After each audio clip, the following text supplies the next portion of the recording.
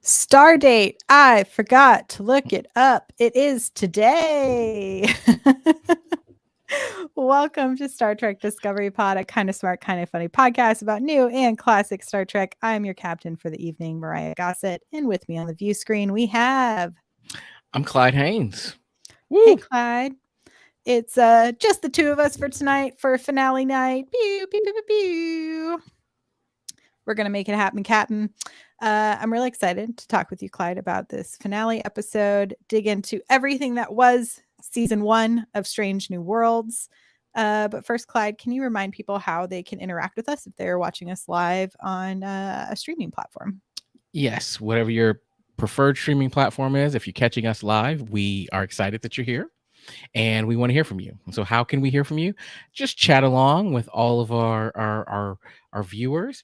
And if you have an opinion that you'd like us to check out, a question, a comment, something that you want to share, want to catch our attention, just type capital P, capital O, capital D, capital pod in the chat, and we will take that and we will see your chat. And in a moment, we're going to ask you for your special take, your special thing, and you'll know what it is in a minute. And you just type in capital H, capital F, capital HF in the pod, and we'll know your take on the show. Yes, thank you, Clyde. So we will keep an eye on the chat for all things, your thoughts, opinions, and questions. But for now, let's go over some of the basics here. We're going to touch a time crystal and recap this episode. A Quality of Mercy, directed by Chris Fisher, written by executive producers Henry Alonso Myers and Akiva Goldsman. We got the big dogs in the seat tonight, writing and directing. And I think it might be time for a little thing on this show that we call Hot Freaks! Hot Freaks! Time Okay, for some hot freaks. so I just want to say, I was hoping that you were going to show the hot freaks with the beard, because at the very beginning of this episode, when she says, I don't know, you got rid of the beard, and he says, the beard seems like an era, a different type of era. And I was just like, yes, it does. Mhm. In the future with Riker, it It's feels a like Riker beard. it's a Riker beard. So yeah, I was We're like, on the same nice touch. wavelength. We're feeling it over the internet. I got you, Clyde. Yes. What was your hot freak of this particular episode? So okay, I'm gonna put out the thing I love about this pod is that we can say stuff. Mhm. So I'm gonna say stuff. I love this episode. I absolutely love the episode. I'll get it out there now. As much as I love this episode, I loved it more after I went and watched Balance of Terror, and then watched it again, and then watched Balance of Terror again. I thought it was clever. I thought it was really well executed. It added something. A lot of times if you do a remake or you extend it, it's just the same old same. I thought this really added something to the plot of Pike and his character. So I loved it. That being said, I'm gonna just jump out there and I'm gonna say it. I'm just gonna say it. I didn't think I was gonna say it, but I'm gonna say it. Jim Kirk, not so much. Interesting. I thought, here's my thought on the Jim Kirk. I thought if you're trying to convince me that he's Sam Kirk's brother, hooray, nailed it, right? If you're trying to get me to fall in love with him as Jim Kirk for your spinoff that you're gonna have later, not so much. He lacks swag. So, and Kirk is a swagasaurus Rex. So yeah. We'll talk Kirk in a little bit because I have some similar thoughts. But my personal hot freak of this episode was I loved it. I thought it was a great ride. I do think for me, last week's episode almost felt more like a finale than as far as like.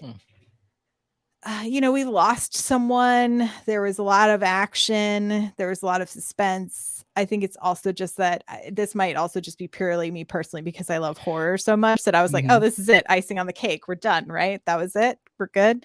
But I thought this was so well executed. I love when Star Trek plays with time travel, and I thought this was a really interesting way to do that. It also is the fun morality play of Trek, as always, of is our destiny truly written, or do we get to write it ourselves, and what happens when you mess around with that. So yeah, I thought it was great. I enjoyed all of the homage to the original Balance of Terror episode, and how they obviously lovingly paid homage to the original series within this in our more advanced special effects time, which was fun to kind of watch back to back and see. My spouse made a comment about how, like, in the original series, because everything looks like it's made out of cardboard, when the ship takes a hit, you're almost more worried for them than in this version of the Enterprise. And I was like, I kind of agree. But all of that to say is I really enjoyed this episode. I thought it was smart to leave us on a small cliffhanger, not a gigantic one.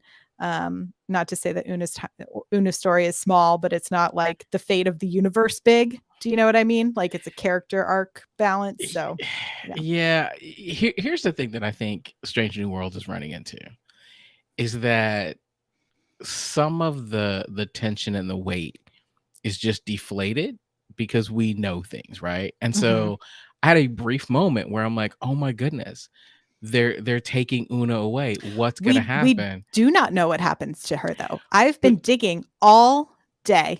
Timelines, but don't we know that in the cage, she's in the cage, right? As Majel Barrett plays her in the cage. And so I'm like, so she's back on the Enterprise at some point, right? So I was looking through Memory Alpha because I was asking the same question. I don't think we're gonna never hear from her again. Right. I mean, she's going to come back, but we truly don't know very much about her character. So we don't know everything that is about to transpire.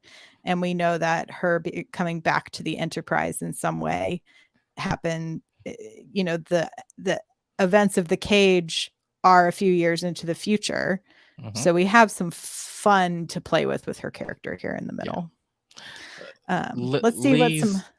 Lee's A has maybe my favorite hot freak so far. She says, Captain Bartell ain't getting any more sexy spaghetti dinners or leftover breakfast. No more pasta mamas.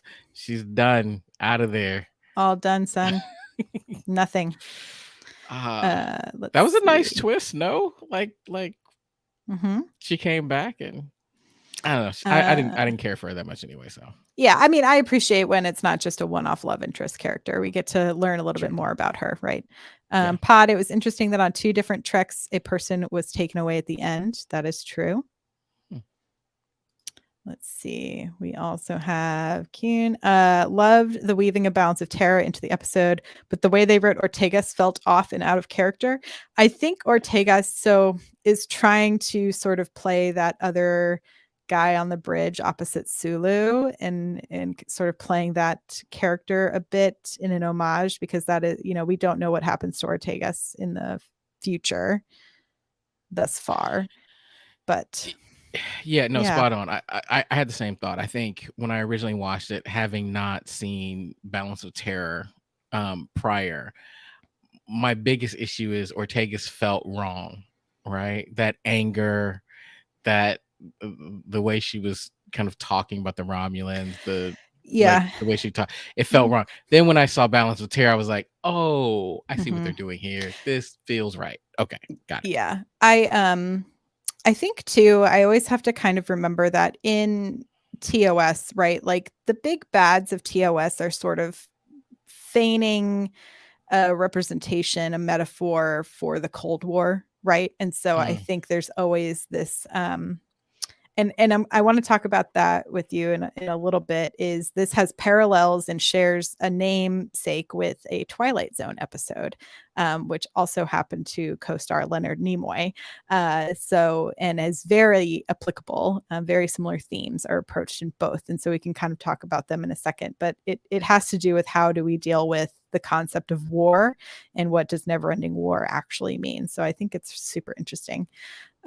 Chippy says, Hot Freak, very clever, intense episode. The Romulans line applied so perfect to Pike. I am now looking forward to a classic TOS courtroom drama ep next season with Una. Oof, good point.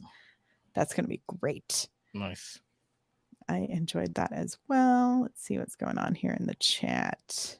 Stress VK. Pike may have abandoned the first server, but no way is he going to let Una go without a fight. Very true. He's not going to let Una go without a fight. All right. Let's see. I think that was it for now.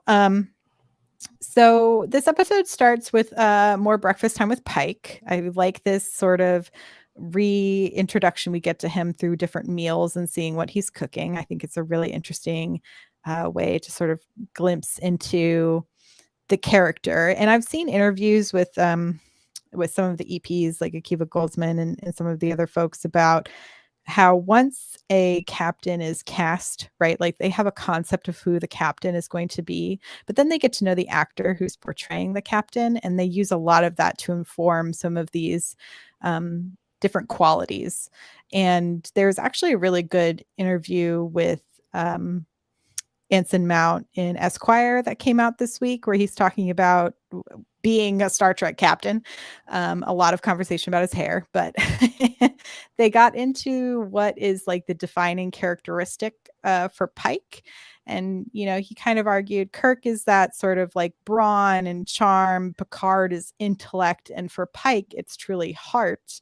And part of the way that they try to show that is that Anson Mount personally likes to cook meals for people, is really outdoorsy. Like this is something that he truly enjoys to do. And so it's something that's really informed the way they've kind of characterized Pike. So are you going to Pike's for breakfast?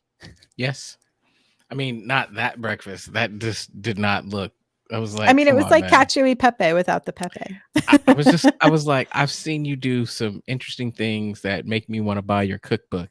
That looked like you were phoning it in. So, I mean, can I get some of those waffles that they were talking about last week with the like, hey, have some of the, like, can I get some of that? Last week's breakfast was amazing. Truly. I'm coming to that breakfast. The leftover spaghetti and an egg. Nah, man. Do better. Someone did bring this up as well. We can talk more Una things here, but Kuhn brings up a point. The cage is definitely pre-discovery because if memory serves, in season 2, it's set after that episode. So interesting. I have to go back and look at the timeline. I know there's the timeline is very Jeremy Bear me in my brain at this point. Yes. So we get a little Pike versus Pike moment. What did you think of Anson Mount's portrayal of his older self? So immediately I love that they weaved in the movie uniforms. Like I was like, oh, okay. I love it. I thought older Pike kind of had that kind of admiral swag to him. I was like, wow, I dug it. And I like the way he spoke to himself, right? Like it had a very Pike quality to it, right? So it's coming with this wisdom. And again, I talk about how Kirk doesn't have swag. Pike has swag. So older Pike has that kind of Sean Connery swag where he's like, look, can we just skip all this? Like, you're gonna believe me at some point. So let's skip to the end. So I dug it. I thought it was fun and executed real well. Like it didn't feel kind of campy. I think it's easy for actors to be like, oh, I have to play the old man version of myself and get into that like, oh, I'm so old. Luckily, I thought it was fairly restrained and well portrayed. And there was some interesting use of like changing some of his like vocal fry a bit to sound more like weathered and tired, but it wasn't like so overdone that you felt like it was a caricature of like old man Pike. Yeah, and I also love like what they did with the story and tying it to something that was a nice touchstone to Discovery with bring back the time crystal. And it was just kind of like I love it. It almost felt like a reward for those of us who watch every episode of every series. It's kind of like we're gonna give you something. This is gonna make so much sense to you because you were there the first time he touched it. So we pretty quickly jump into the redux of the balance of terror. And I thought they did such an incredible job of not only picking some of the best lines out of that original episode and literally having the actors say them line for line. Um, but also there is some interesting use of like blocking and some of those like longer reaction shots, those things you typically see in a TOS episode, you know, when something dramatic happens and it's like we sort of giggle at it now, and they did a better job of it in this episode where it's like you're too long on each person's face as they react to seeing a Romulan for the first time. And I thought there was an interesting moment with reviewer Ryan Britt from Den of Geek brought up something I thought was interesting. So something that will have lasting difference in this particular timeline is that Pike now knows what Romulans look like and that they look like Vulcans, which is something that is not true through the original series until this moment. And it's now become a fact he seems to have to keep to himself for the next 7 years, since no one in Starfleet is supposed to actually know what they look like until Balance of Terror. But apparently, some fans have debated for years that Spock did know what the Romulans look like, and that could potentially be because of Pike and Spock mind melds that occur later down the line. So it's an interesting conundrum. See, this is the type of like Trek deep dive that's kind of interesting. That's a fascinating phenomenon. That's true. Like if you look at the timeline, he now knows what a Romulan looks like, but we're still quite a ways away. And it's almost interesting. Why would he keep that to himself? Like what the Romulans look like. Like eventually he's gonna be like, hey Spock, just so you know.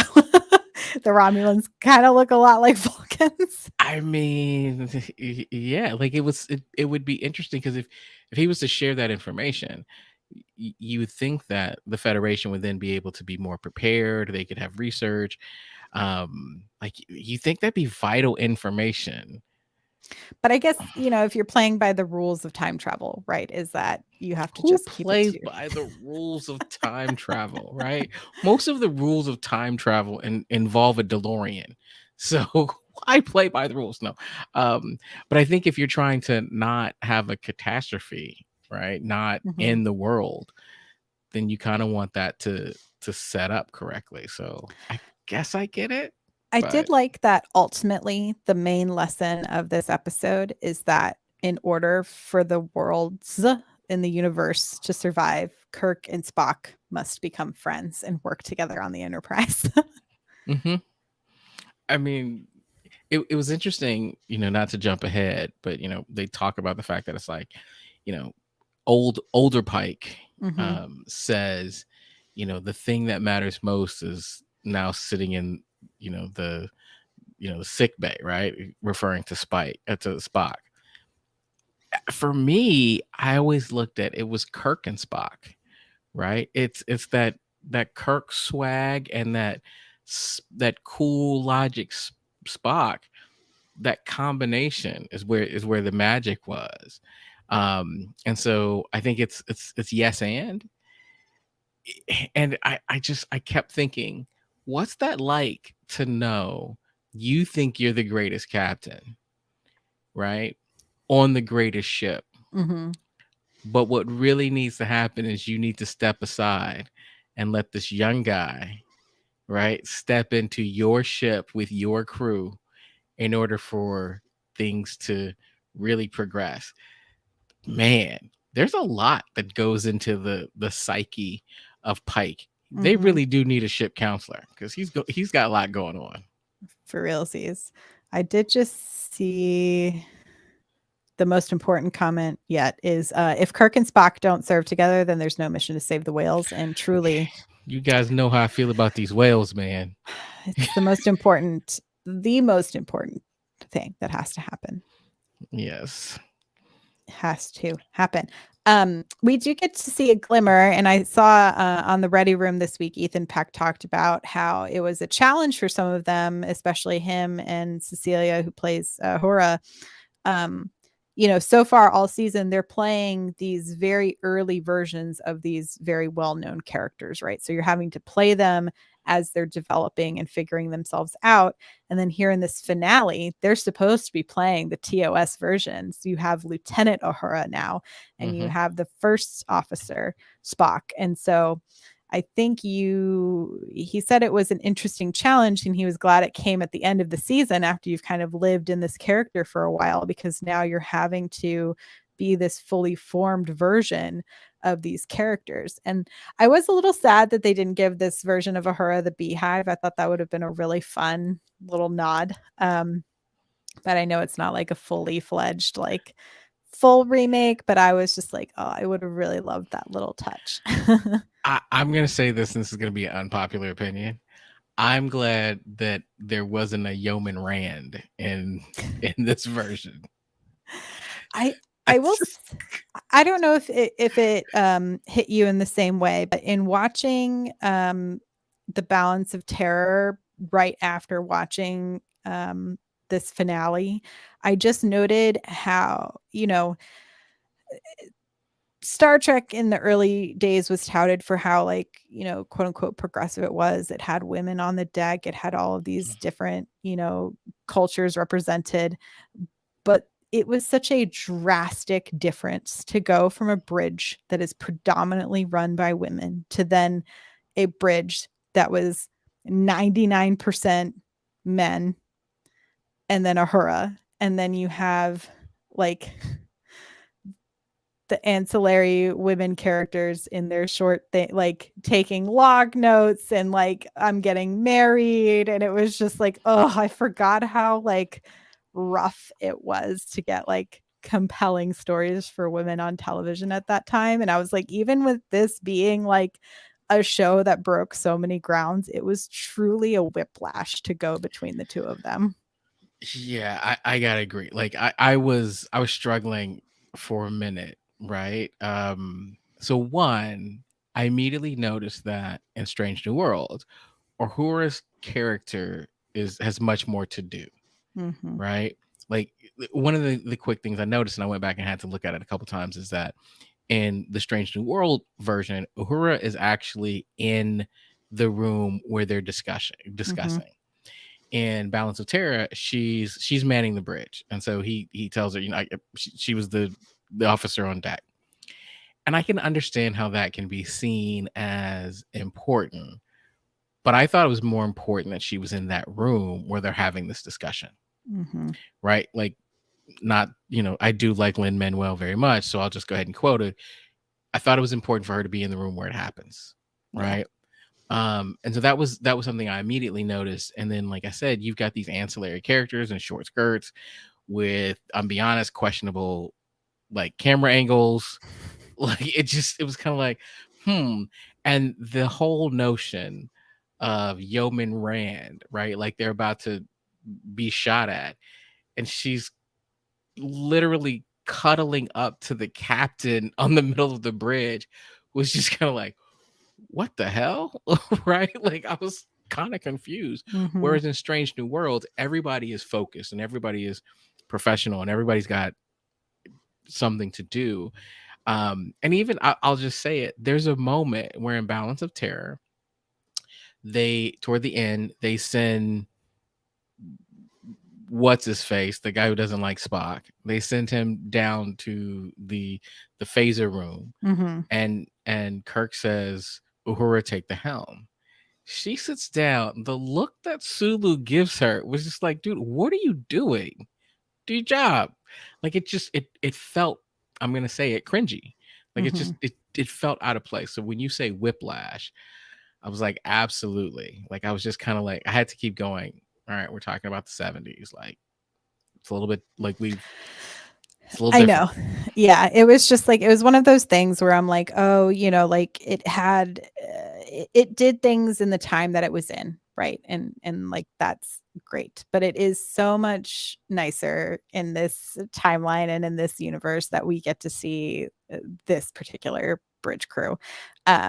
and I don't know what the forward momentum of the whole series is, if it is like we get through Pike's timeline and then go into a rebooted TOS eventually, where we would maybe get to right some of those wrongs,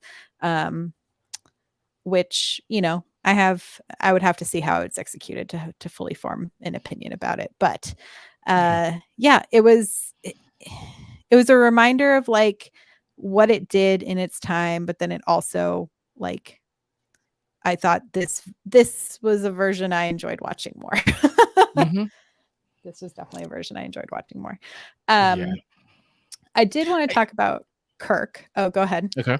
Well, I was gonna say, since we brought up Sulu, I thought it was interesting that when we took Strange New World and Pike's crew into the future, we didn't see any Sulu anywhere, Mm-hmm.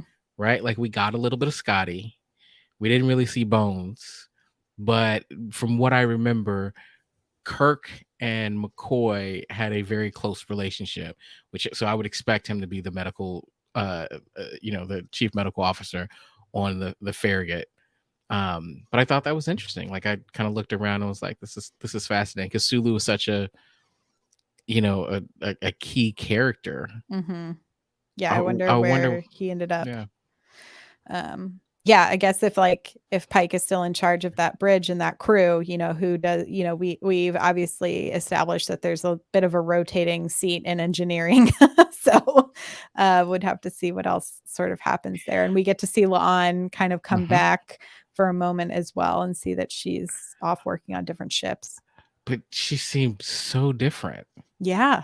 She seemed so different. Like she's a I'm hugger. fascinated Like, to see what her journey is to get from where we saw her to where that was, because even without, and I wonder too, is if all of these events will change how that outcome is as well. Is that her full destiny, or is that the version of this particular timeline? Anyway, yeah. it's interesting. I mean, her like the way she hugged Pike was like, this isn't the first time we've hugged. Like it was very endearing, and I was just kind of like, to your point, what was the journey that happened to get her from always stone cold serious to soft and hugging? It's just it was I'm so fascinated by this. Yeah, it's going to be interesting. So yeah, I wanted to talk about Kirk, and Okay. I agree with you that it did not. I think it's also because I really enjoy Chris Pine as our current rebooted Kirk, and I was like, oof, it's big shoes, huge shoes to have to fill. Yes. And I agree with you that the swagger was not there for me. But I also then had to frame it in my mind of, this is not Enterprise Kirk. And so I wonder if not getting that big shiny seat after a certain amount of time in the academy and kind of working up a bit, if that does not change how much swag is on that swagometer. That's a really thoughtful take. Because even when they jump back, right, like Pike is then looking at Kirk's sort of like current record up on the screen, and you can see he's a little bit blonder, the hair's a little bit more trendy, and so he looks a little bit younger. And so I was like, oh, perhaps there is a different version of a Kirk eventually to come. I think that'll be interesting. I mean, I was struggling with that. And to your point, Chris Pine was an amazing like follow-up to Kirk. Yeah. But I guess I look at what they've done with Spock, and I feel like they've nailed it a number of times. Ethan Peck and Zachary Quinto have both, I think, gone above and beyond. Yeah. Right. And then you look at what they've done with Uhura, and I'm going, wow. And even the kind of, was it Keith Urban's McCoy, right? Like I feel like they've nailed these. And then this one, I just don't know what happened. I just don't know what happened. So you're right. Maybe they'll have an opportunity to fix it. But I mean, do you remember what it was like when Ethan Peck first showed up on Discovery? Like we were all a Yeah. little suspicious, but he won us over almost Mhm. immediately. Yeah, and so I mean, I leave it to this guy if this is the guy they've chosen. I feel like they haven't steered me too wrong on any of this new Trek, so Mhm. I'm down to go along for the ride and see what happens. I do think he needs a little bit of a Kirky makeover moment to really give me what I'm looking for. And like, listen, I was never really into the looks of like Shatner era Kirk. Like that's not like my cup of tea, but I get like I understand why people were into it. Does that make sense? Like I was like, "Oh, Yeah. I see and understand people's appeal of like this character and this particular actor and like the ego of it." And there was definitely no ego there yet. So I think here's my thought. If from a strange new world standpoint, I don't know that it matters, right? The question is, how much of Kirk will we actually see? Mhm. I think their opportunity here, and this is going to sound crazy, but the opportunity here is, do they want a spin-off that eventually extends TOS? So That not a yeah. reboot of TOS, but an extension. Hmm. To do that, your Kirk's got to be amazing. Yeah. Amazing. So we'll see. We'll see. But I did really enjoy the moment that they had together towards the end, when Pike is like, "Tell me a little bit about yourself." And we sort of get Pike reflecting on, like you were saying earlier, Clyde, like he has to Mhm. eventually step away in order for the future to be written correctly. And he's trying to make sure he's going to feel good about leaving this ship in the hands of this new captain. Um, I think everyone's calling you out in the comments right now. Yeah. Nicole is like, nope, we're good. They want to stay with the movies. They don't touch TOS is what I'm Just getting. keep doing Kelvin timeline movies, which I know there are more coming, so we shall see. I also wanted to talk about the Pike v. our Romulan captain versus the Kirk against the Romulan captain and their different approaches, right? Like I think especially in watching the Balance of Terror immediately afterwards, I did see how much more like almost like shooting from the hip style Kirk was in this particular situation, versus the more diplomacy style of Pike. But there was an interesting moment in both, and this line was meant differently in both episodes. Is the Romulan says, "You and I are of a kind. In a different reality, I could have called you a friend." And I thought that was such an interesting way for them to pluck that line and have it mean two totally different things, um, in Yeah. context, because the Pike context is that he sees Pike trying to not have a never-ending war, and he appreciates that as someone who's been through war and doesn't want to do this anymore. And then to Kirk, he sees that Kirk outsmarted him without having to take lives, right? And Kirk even at the end offers to transport everyone over. And that's when you get the line delivery of like, "Oh, I see you've outsmarted me and you also don't want to start a war. We could also be friends." And I thought that was so interesting. Yeah. Their approaches were really interesting. And the thing that I immediately thought about was Discovery, right? Because it brought me back to really the pilot of Discovery, where again we have Burnham, who grew Mhm. up Vulcan, and is looking at these Klingons and going, you have to show force, right? You have to show this aggression, otherwise they won't respect you, right? This is your moment. And it's so different um from what we think of Trek as so much diplomacy, right? The Picard track, even the Janeway track, the Cisco track, they're always looking for the diplomatic answer first, Mhm. right? And so it was interesting to see how important both sides are, right? And what I think what I walked away with, you kind of have to know when to talk, when it's the time to talk, and when it's the time to shoot. And that's a Mhm. really hard thing to know. Fortunately, they're time crystals, so you get some help. In this particular case, yes. Yeah. I did want to point out a fun fact is that Leonard, or Mark Leonard, who played the original Romulan commander in the TOS episode, also eventually plays Sarek, and then also played a Klingon captain in the original motion picture, which means that he is the only Star Trek actor to have played a Vulcan, a Romulan, and a Klingon. Nice. Yeah, Nice. thought that was fun. Yeah. I mean, Uh, I definitely enjoyed this episode quite a bit and thought there were a lot of little neat like touchstones and mhm. and kind of moments.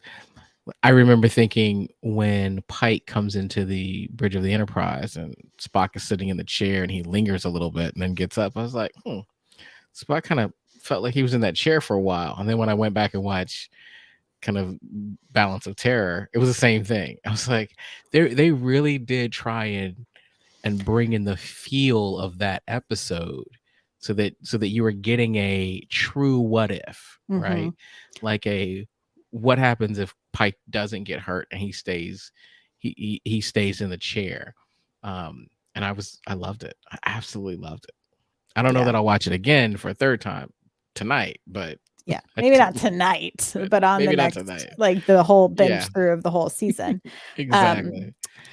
I did want to talk about the concept of mercy as a virtue. So the Twilight Zone, a quality of mercy is also the title of a Twilight Zone episode, and it's also pulled from a line from the Merchant of Venice, and in the closing monologue of the Twilight Zone. So I guess spoilers for Twilight Zone. If you haven't watched it, it's another one of my faves.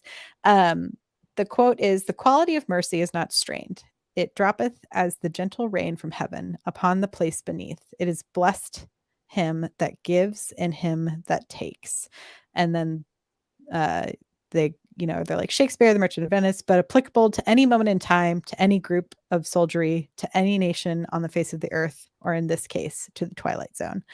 And so I thought that was interesting that it's the concept of like mercy towards a group of people you particularly don't like. So in the episode of the Twilight Zone, it is from a couple of different vantage points between American and Japanese soldiers. And so they both end up with this morality sort of a fork in the road where at one point, the Japanese soldiers are faced with like sick and injured American soldiers inside of a cave, and they have to decide if they are going to attack them or just leave them.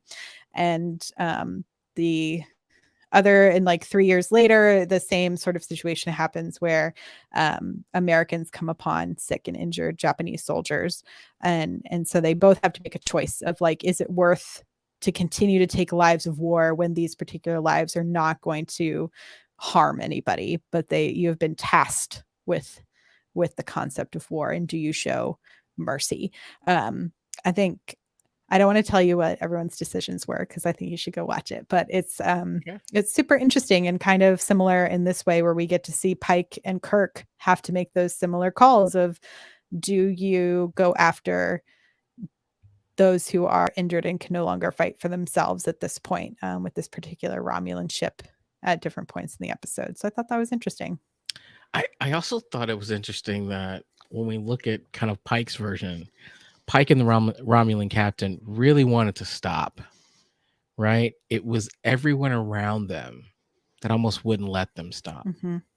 right? Like everyone was escalating, and we think of these captains so often as having the ultimate authority, right? To be able to do these things, but in truth, that's not really the case, right? You can have someone on your crew that does something, right? You can have their other admirals and praetors who can kind of put you in a situation where this thing that you want to happen doesn't happen. Because imagine for a moment if Pike and the Romulan captain were able to actually have a ceasefire and go their separate ways, right? Yeah. But it just escalated and kept escalating and kept escalating. So Yeah. And I think, part of the point of the Twilight Zone episode, and I think what's illustrated here is like there is the understanding of while these two adversaries know that their small ceasefire moment or their small act of mercy isn't going to really change the longer picture of the war that's about to begin, but they can at least for the day not have to face it, and I think that is interesting. It's especially because Roger Rod Sterling, who wrote and created the Twilight Zone, he was a paratrooper in World War II, and so I think he always had a very interesting outlook on war and what that does to people in the long run. So super interesting, especially because essentially the Romulans were the Russians in this case, in the original series. So as far as taking a place there, and what do we make that? We eventually find out that if Pike does essentially anything to alter the future, it results in the death or permanent disabling of Spock. Something happens to Spock to where Spock can no longer be the person who eventually unify the Vulcans and the Romulans. What did you think of that moment at the end between Pike and Spock, where Pike knows he can't really tell Spock what just happened, but Spock sort of knows that something happened? I mean, there's this weight of leadership, right? And it's one of the things that I think will ultimately put Pike's name on the Mount Rushmore of Starfleet captains, right? Because if you think about it, before Discovery, Pike was a name, and we've seen Pike in the J.J. Abrams movies a little bit, and we were always told that Pike was great, but he wasn't one of ours, right? If I asked, 100 people, who's your favorite Star Trek captain, no one's ever gonna say Pike, right? Now that's not true, right? And part of that, I think, what goes into that is that we want our Star Trek captains to be, a little bit better than us, but we want them to be able to hold weight. And so to know that you have to keep this to yourself because the fate of the universe is at stake, that's weight. And even though Pike doesn't know it, we've seen a lot. We've seen Navarre, right? So we know that what he's really doing goes far beyond what he or Kirk or Picard or Janeway or Cisco, none of them can see how important this moment is. And so for him to be able to carry that weight, I get it, and I applaud him, and I'm looking and going, you're a captain. Like, it's almost like you're official now. You are officially a badass captain. Yeah. I agree. This season has definitely solidified Pike as a Trek captain that we are going to know and love, I hope, for a few seasons. And I think one that people will attach their fandom to. I think the show exists in part because people attached fandom to him so quickly during Discovery. So I think it's really exciting, and I'm glad we get to visit with all these characters and get new ones, and that we do get this fully fleshed out version of Pike, since he is pretty integral to the future of so many captains to come. I also want to say I'm really impressed by Paramount. And the reason why I say that is I think what they've done with this show is nothing short of brilliant. Because if you think about it, what they've done to us is they have us all talking about a property that is Over 55 years old. Yes, it's almost 60 years old. And they have us talking about it and engaging with it and watching old episodes. It's almost like it's new. And what they're doing with this series is reinvigorating stuff they've already done. right?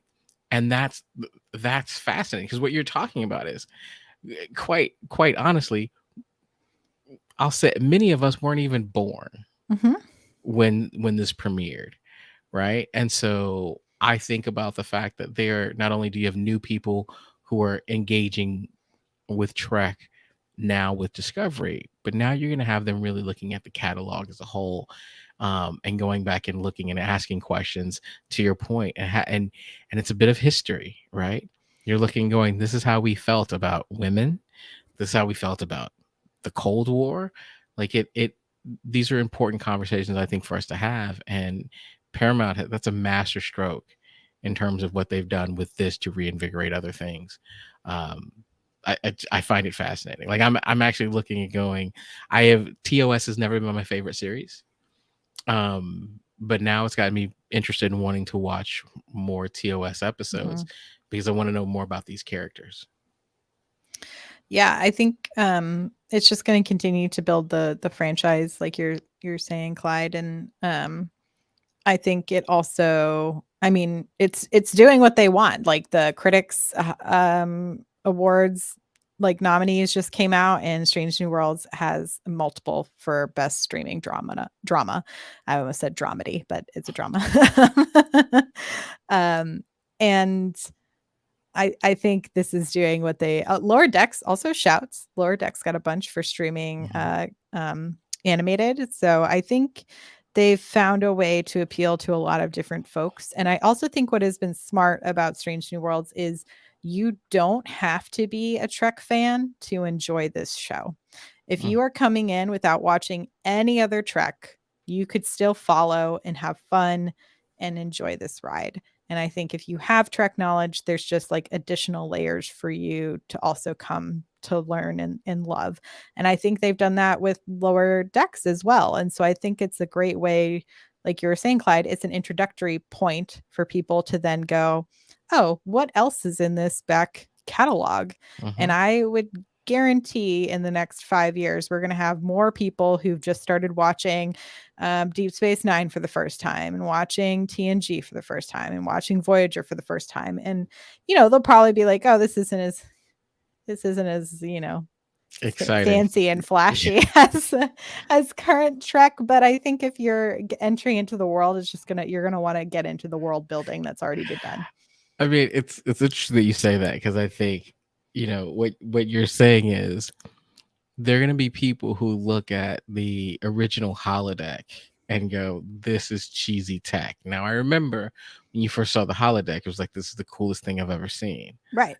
And they're going to look at it like I looked at, when Kirk hit the Romulan bird of prey with, a phaser shot, and this big piece of the wall came down and fell on the Centurion. I'm thinking, he is fine. That styrofoam didn't hurt him.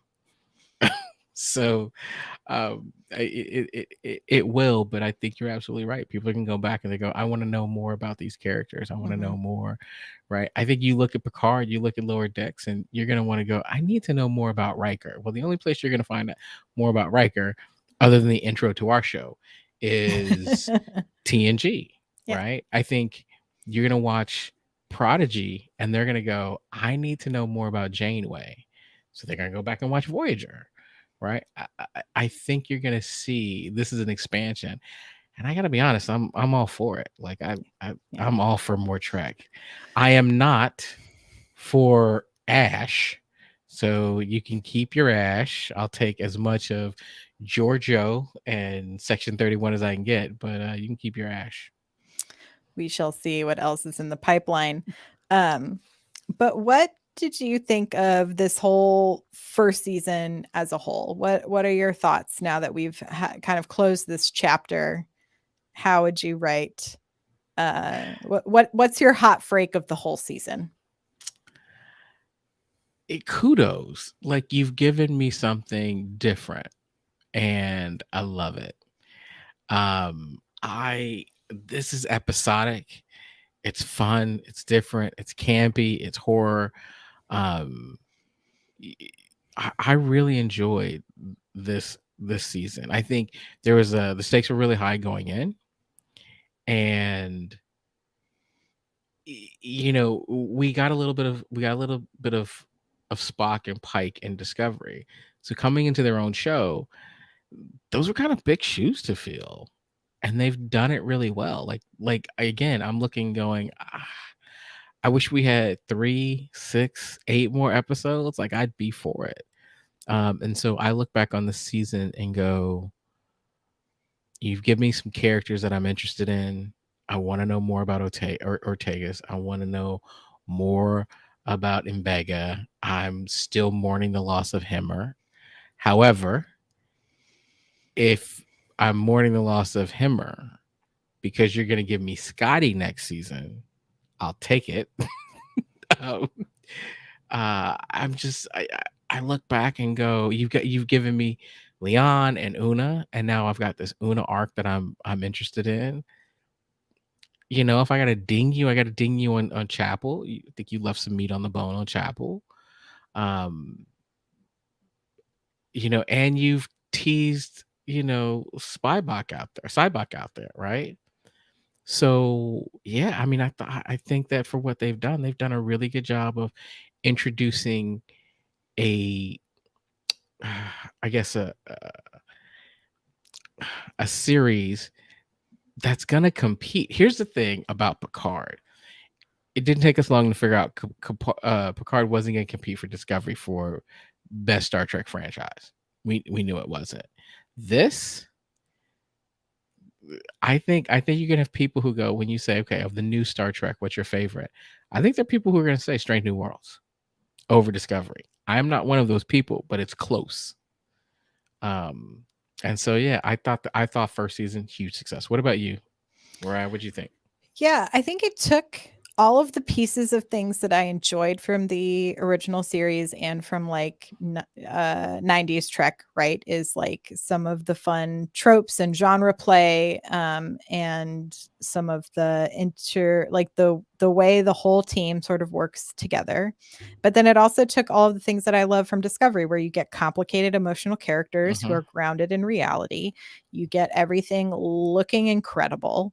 You get really killer performances. And so I truly think it is the best of all of the worlds in a lot of ways. It's a great mashup, and I'm excited to see where they go.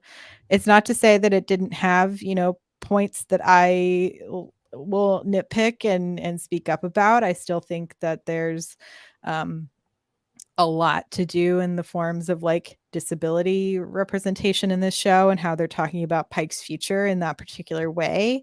I think I'm still waiting for the duality of Spock to bring me something that's new and doesn't feel like a trope in some ways, but and the same thing with Chapel.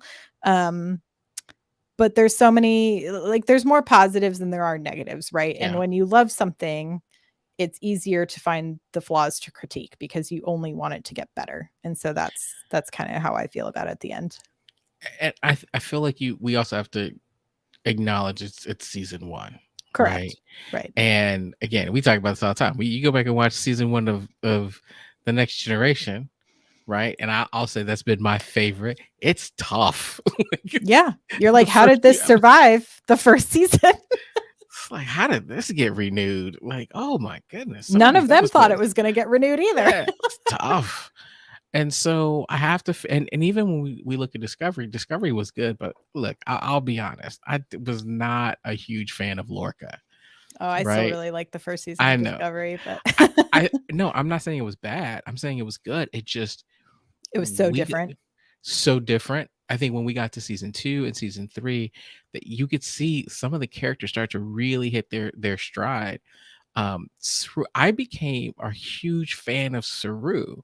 When I think about how I look at Saru now versus how I did in those first few episodes, it's night and day. And so I'm excited about where this show is going to go, and I think they've gotten off to a really good start. But you've nailed a lot of things I'm looking to see where they go. And we talk about disabilities, we talk about kind of some of the gender issues, we talk about they're asking me in the chat, do you love, what's wrong? You don't like Chapel? I love Chapel. I think her character is fun and exciting and it's interesting. I just want to hear more about her Mm-hmm. than her pining over Spock, right? I want her to have her own backstory and see her own adventures. Those are the things that I'm looking for. And so I think, again, like I said, for me to be happy, I probably need about 10 more episodes. Yeah. Yeah. And there's more to come. They're currently, like, I think wrapping filming of season 2. So there is more to come. I know the next trek that we get to indulge in is going to be Lower Decks. There was a small preview in this week's episode of The Ready Room. So if you want to see a clip of that, they did not give an exact date for when it is coming out. So I do think we'll have a little bit of a break here on the pod. But I did want to let people know that Dr. Aaron McDonald, who is the science consultant for Star Trek, is going to record an episode with me next week. We're going to pre-record it because that's when our schedules met up, and we'll release that episode on Thursday. So there'll still be something in your pod feeds. But if you have questions and want to talk about sciencey things, especially questions about this last season of Discovery, I know Dr. Aaron is really excited to dig into some of those questions, and we're going to chat all things science and Trek. I'm really excited to chat with her. But yeah, I thought this was a great finale. Finales are hard to stick. I thought they did a good job. I'm excited for the next season. It could come out next week and I'd be ready for it. Any final thoughts from you, Clyde? Yeah, no, I agree with that. I think so often we look at the penultimate episode as the peak, and the finale is just kind of the closing. And I think they nailed it with the finale. Last week was just a lot. I mean, it was horror. We got Gorn. We didn't really see an adult Gorn, but we've got some Gorn. We lost a beloved character. And so that could have really been an interesting finale, right? Emotionally. But now we've got something completely different. I thought they did a really good job, and they've got me already waiting for some of these things to be answered. Like, what happens to Una? What happened? What's Pike's next move? So I thought it was a success. I thought the season was a success. I thought the episode was a success. I'm for it, and I'm excited about Lower Decks. Same.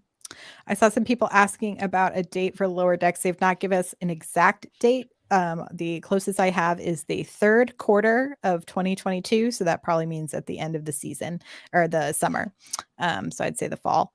I think they are re-airing the first 10 episodes of Prodigy on Nickelodeon proper. So I think that's kind of the thing that's going up for now. But we can see. Hopefully we'll get it in August. I think Chupi just said last year it came out in August. People expect the same, probably. But yeah. See, that tells me that we're really just like one series short right now. We need one more series to really slide fill in right in here, and boom. This is where short treks would be great. If we had some short treks kind of patching in some stuff from Disco and some Lower Decky things, I would be here for it. Yes. I mean, yeah, maybe I don't need a full hour. Maybe I just need like a quick 15 minutes each week to get me from here. See, I like that. I think they should do weekly short treks in between the series. That'd be fun. I'd be That'd here for be a it. lot of fun. Okay. Well, anything else, Clyde? No, that's it. All right, y'all. Well, thank you again for tuning in. Like I said, there will be an episode in your feeds this week. Get at us on social media or in the Slack if you would like to ask some questions of Dr. Aaron, the science consultant. You can join us at patreon.com/Star Trek Pod. For that, you can also visit StarTrekPod.co to find links to everywhere you can listen and watch this episode. Clyde, how else can people find us on the internet? Well, you can always head over to Twitter at Star Trek Pod on Twitter and Insta. And again, like Mariah said, come hang out on us at Patreon. It's a lot of fun. Do it. Thanks to Karen, who helps us run our Twitter account. We super appreciate your time and energy over there. It is super helpful. You can find me on the internet in the meantime at Mariah Gossett and at Clyde Haynes for Clyde. And we will talk to you all soon. Live long and prosper. Bye.